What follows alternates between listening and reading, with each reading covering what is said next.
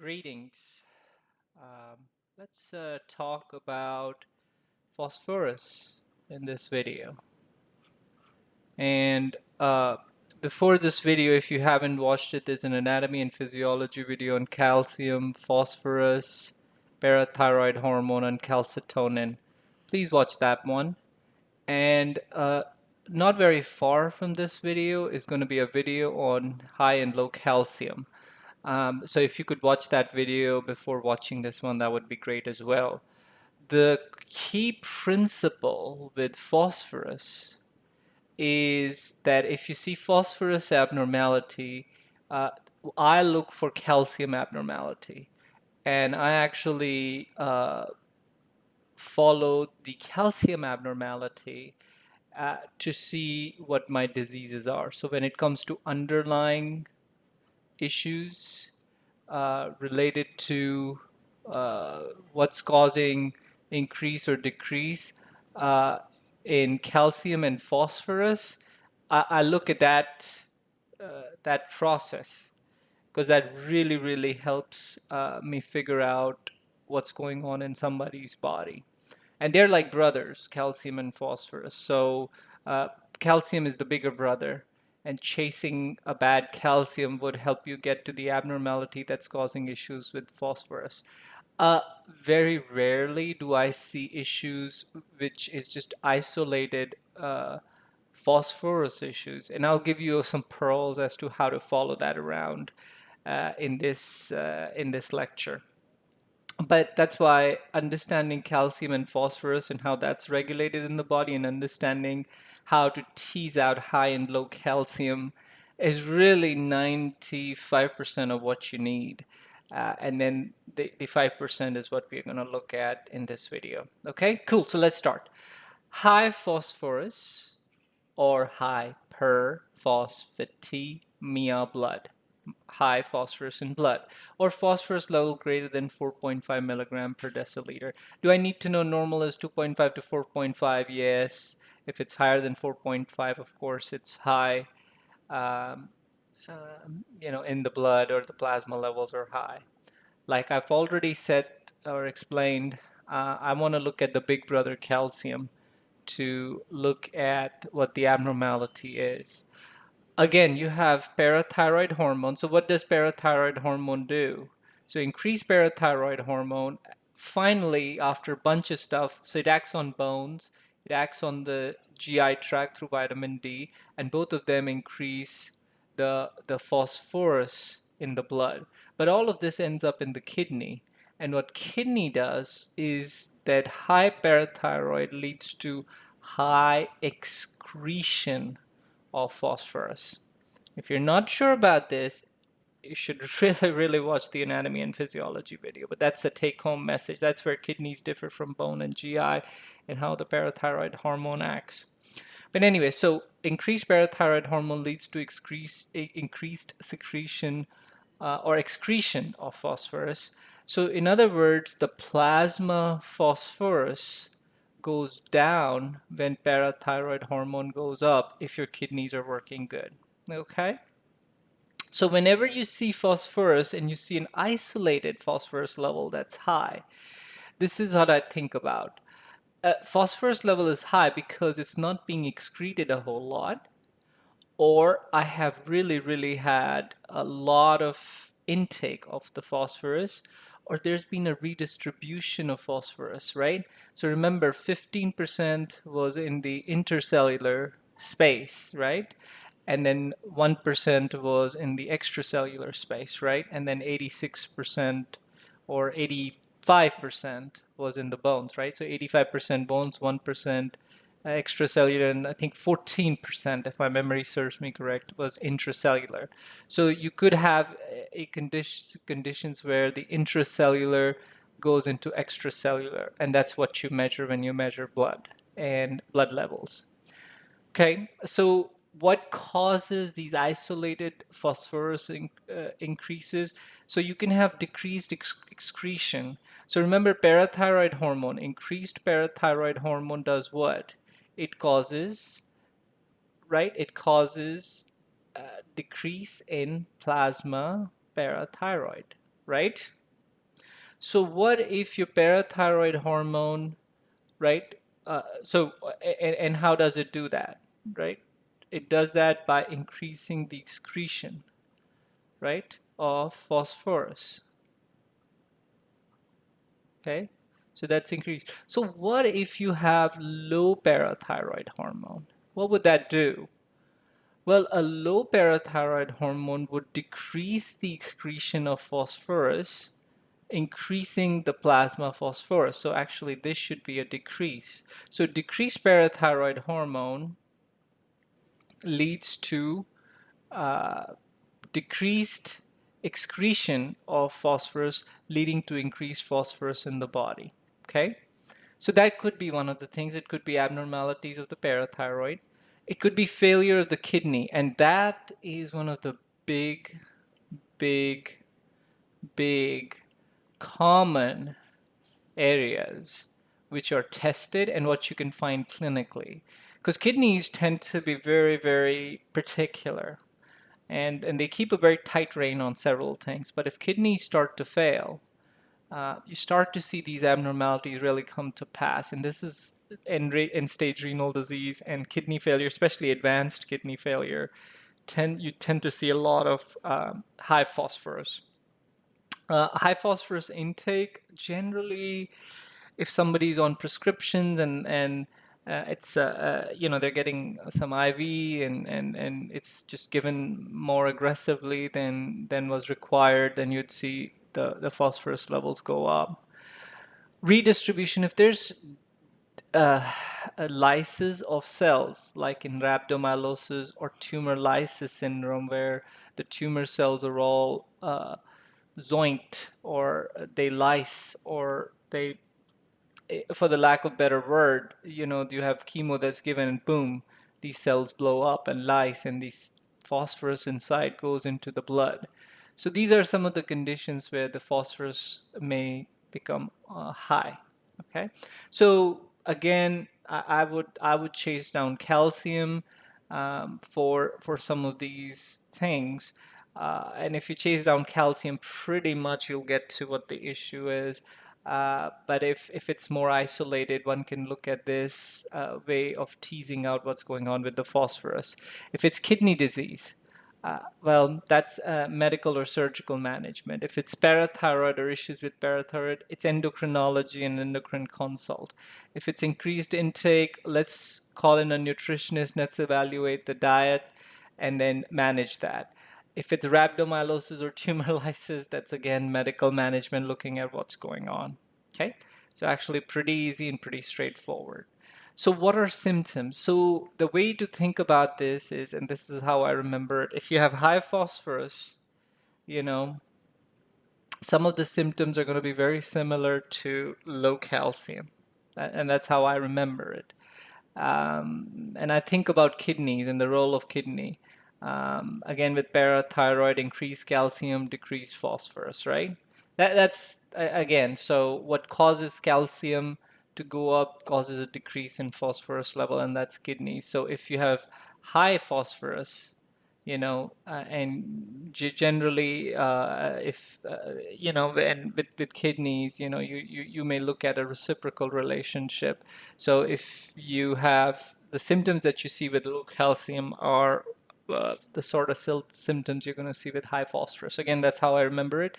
And with high calcium, one of the big ones, one of the low calcium, sorry. So high phosphorus has some of the same symptoms that low calcium does, and it's tetany.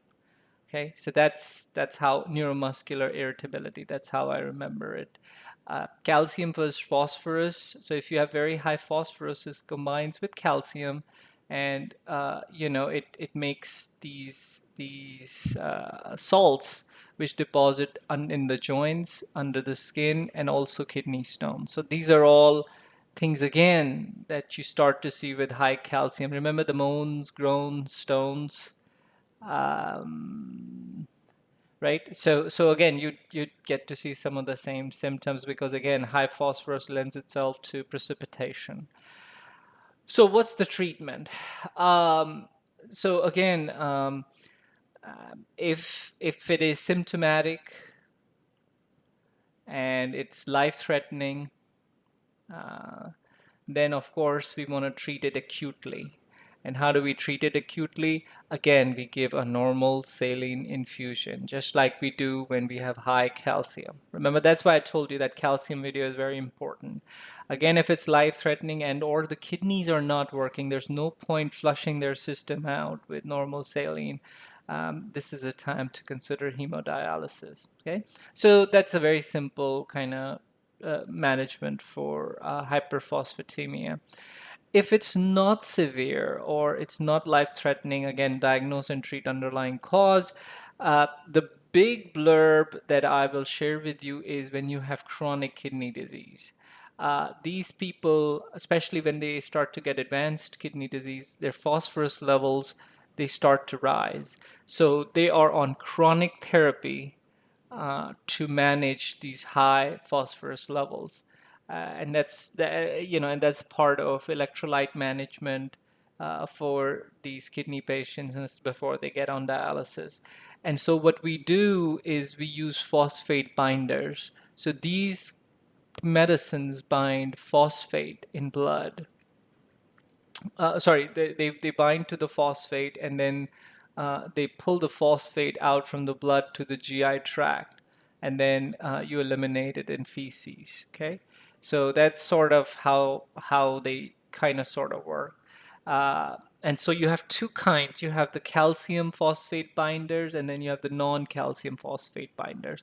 So calcium acetate or phosphalo lowers the phosphorus, right? So that's one of the drugs that's an example of a calcium phosphate binder. You can have non-calcium phosphate binders. So sevelamer, Sevelamer, or renal gel. That's one of the ways to remember it as well. Low phosphorus and renagel. So these are examples of two medicines that the patients are on. Now, one versus another. One, you may look at the drug books and you may see one is more expensive, one is more cheap. There's studies that are done on either. When do you prefer one versus the other? And the thought is, remember, so in renal patients, if the calcium level is low and we want to supplement calcium, well, this medication not only ups the calcium, it lowers the phosphorus. So it would be a good choice versus non-calcium phosphate binders, which do not supplement calcium. So that's an easy way of thinking through when you're going to look at one versus another. Okay? Perfect. So we covered high phosphorus or hyperphosphatemia. Let's quickly talk about low phosphorus or hypophosphatemia, low phosphorus in blood, or phosphorus less than 2.5 milligrams per DL. Again, gotta look at the big brother for abnormality and follow-up. Okay, that's the underlying diagnosis and treatment. If you do have isolated phosphate issues, then what I'm sharing with you would help you with most of what's going on. So again, if you have high parathyroid hormone, what does that do? That causes the kidneys to excrete more phosphorus or lowers the plasma level of phosphorus, right? So if you have a PTH that's super, super high, the levels of phosphorus are going to be super, super low. Yes? Okay. This again follows straight from our video on calcium, phosphorus, calcitonin, and parathyroid hormone physiology. Okay. So again, when you have low phosphorus, what are things that are going on? Just as with high phosphorus, you could have increased excretion, you could have increased intake or absorption, or there could be a redistribution from extracellular space to intracellular space. Okay? So that could be a couple of things so that could be what is going on with redistribution. So whenever we are thinking about excretion, so parathyroid hormone is one. If you have very, very high parathyroid hormones, you're going to have low phosphorus, right? Perfect. Again, if you have issues with kidneys, again, kidneys very tightly regulate uh, the um, the phosphorus levels. But if you are running low phosphorus and the parathyroids are good, but you're still excreting a lot of phosphorus, it's good time to for your provider to check and see what kidney issues might be going on. Okay. You could have decreased intake or absorption of phosphorus. So let's say somebody has chronic diarrhea or malnutrition or anorexia or low vitamin D or abuses ethanol, gets their calories from uh, a brown bag with alcohol in it. Well, that these are all things that decrease the phosphorus levels. Okay. And then redistribution. Again, you have things like hungry bone syndrome that happen after parathyroidectomy. I think we covered this in calcium lecture. Again, the bones become hungry and they start to take up a lot of extracellular phosphorus. So again, that could be one of the things that may cause decreased phosphorus levels. Okay. What are the symptoms of low phosphorus or low phos? So again, there's two areas where phosphorus is. So phosphorus is 85% of it is in the bones, right? And then 14% is in the cell. What does it do in the cell? It's DNA and part of ATP. Well, if you don't have enough phosphorus, bones don't do well. And if you don't have ATP, what happens? No energy. So let's take a look. Bones, bone demineralization, right? That's one of the sign symptoms. What about when the ATP is not there? When the RBCs can meet their energy requirement, there's low oxygen capacity. When the CNS nervous system cells, nerve cells, don't have ATP, you can have altered mental status and seizures. When your heart cells, myocytes, don't have enough ATP, you have low cardiac output and heart failure. When your muscles don't have ATP, you have muscle weakness and you can even have rhabdomyolysis. So again, you see, this is a good way to where phosphorus and how it is and what it does helps you figure out when its levels go down, what are the symptoms that you can see. Treatments, what do you do? Very simple, so you'd see a little algorithm, but anytime the levels are super low and the patient is symptomatic, that is a very unstable low phosphorus state. Anything that's unstable requires IV therapy, which is emergent. You guys with me on this? So that's essentially what this is the treatment decision tree says, so it's less than 2.5.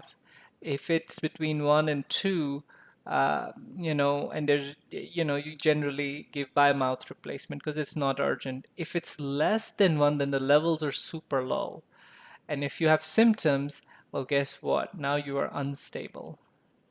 So unstable gets IV treatment, rest everybody. Super low, less than 1. Symptomatic patients get IV replacement, rest everybody gets by mouth replacement. That's essentially how simple it is. The reason why this is the case is because IV replacement is done by giving an infusion of sodium phosphate. Um, One has to check the serum phosphate every 6 hours and switch as quickly as we can because there's high risk when we are IV replacing phosphorus because calcium plus phosphorus can precipitate in the kidneys and give you kidney stones leading to renal failure. Calcium plus phosphorus, once they start to precipitate, decreases plasma calcium. Now, in solving the problem of hypophosphatemia, we now have a problem of hypocalcemia. See, got to be very, very careful. And then again, there's increased risk for arrhythmias. So again, long story short, IV replacement is high risk and it's done in very special circumstances. By and far, the by mouth replacement is the best and it's done either in the tablet or powdered form, and the powder is dissolved in water, etc., and given. Again, the powder or tablet has varying amount of sodium and potassium phosphate in each formulation.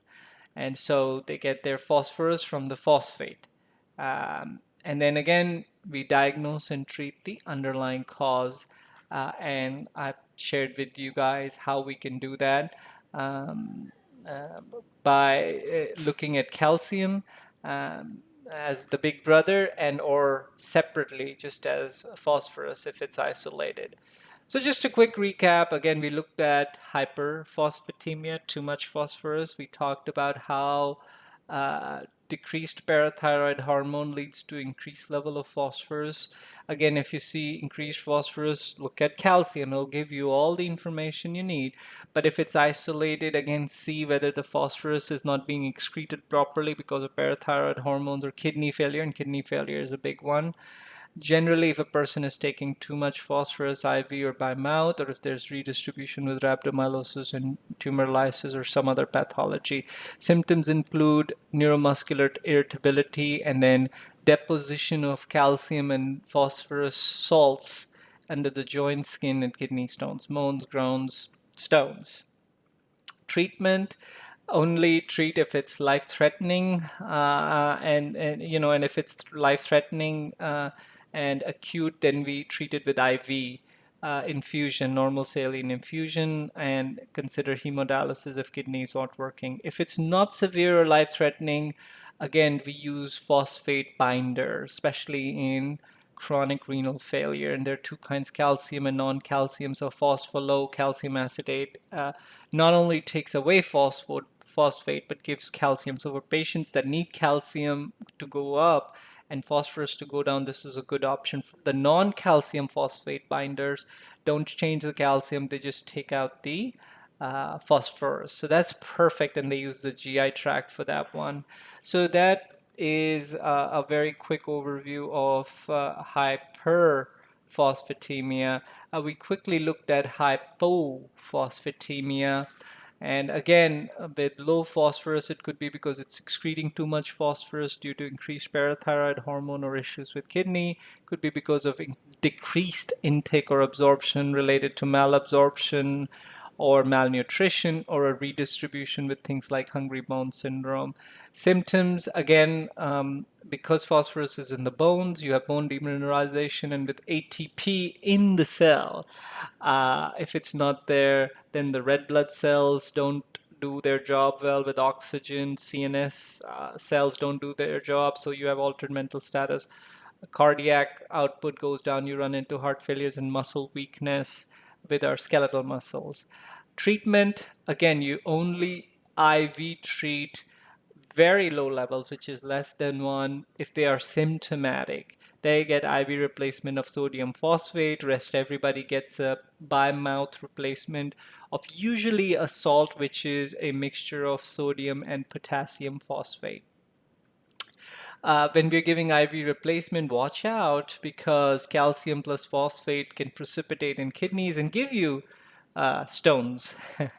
And then, of course, calcium plus phosphate will also decrease plasma calcium, so you run into hypocalcemia and, of course, all the issues such as cardiac arrhythmias with it.